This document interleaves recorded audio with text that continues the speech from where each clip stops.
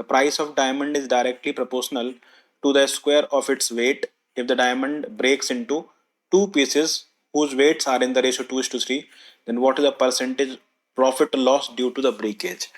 देखो मान लीजिए ये हमारे पास डायमंड है, ठीक है, तो इसका वेट मान लो इसका वेट है 50 ग्राम, ठीक है, तो इसका प्राइस कितना होगा?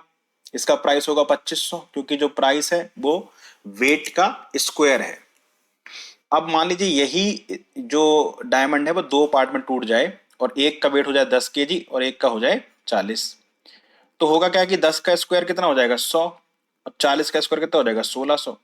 यानी कि जो हीरा टूटा नहीं था 50 ग्राम का था वो कितने में बिकता था भाई 2500 में, और वही हीरा जब दो टुकड़ों में टूट गया तो एक टुकड़ा बिका कितने में 100 रुपए में, एक बिका 1600 में, यानी कितने में बिका भाई 1700 में। तो लॉस तो होता ही होता है यहाँ पे, है ना, जब भी टूटेगा तो लॉस तो होगा ही।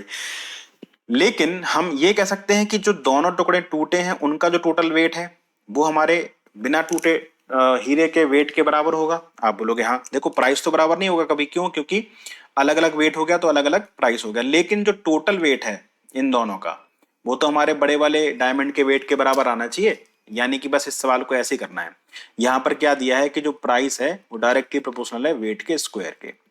अब जो एक हीरा था वो दो पार्ट में टूट गया, दोनों पार्ट का जो वेट का रेशो है वो कितना है भाई 2:3 है। तो मुझे पता है कि अगर हम इन दोनों पार्ट को जोड़ेंगे तो हमें अनब्रोकन डायमंड मिल जाएगा, है ना, यानी कि जो बड़ा डायमंड है उसका हमें वेट मिल जाएगा, है कि नहीं।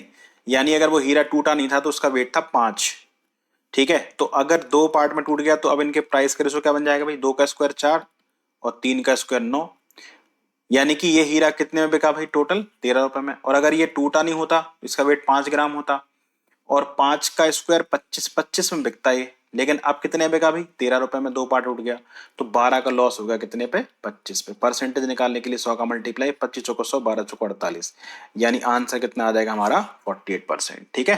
तो 48% का क्या है लॉस है। सिंपल सा कॉन्सेप्ट था जो आपको पता होना चाहिए था।